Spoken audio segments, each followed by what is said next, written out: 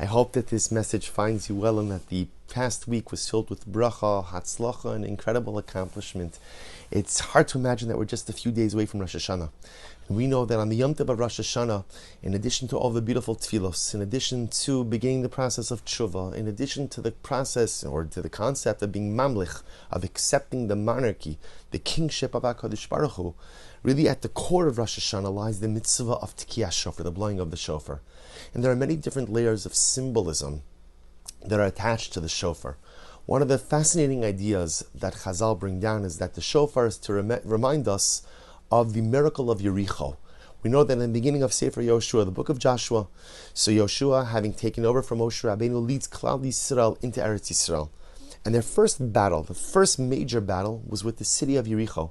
And the Navi says, Yericho, it was a strong city that was misugeres. It was walled off. It was walled off.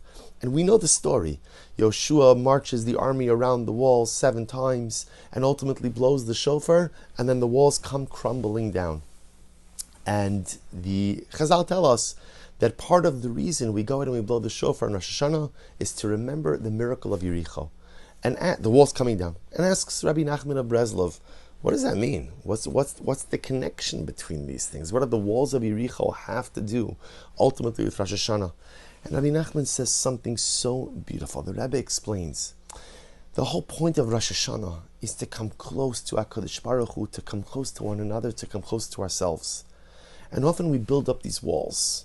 Whatever the walls, sometimes they're walls of insecurity, sometimes they're walls of anger, of animosity, of arrogance, of excessive humility. We have all kinds of walls, all kinds of barriers that wall us off from actualizing our personalistic greatness.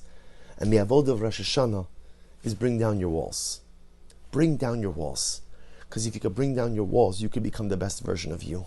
If you could bring down your walls, you could accomplish great things. If you could bring down your walls, there is no telling what the coming year will bring. So we should be zocha that Amir Hashem, when we allow the sound of the shofar not just to come into our ears, but to penetrate our heart, to penetrate our soul, we should be zocha that if there are things that are walling us off from our personalistic greatness, may those barriers come down. May those walls come down. And may we be zocha to a year filled with dynamic accomplishment, beautiful bracha, shalom, and every bracha that the Ribono Shel Olam has in Shamayim.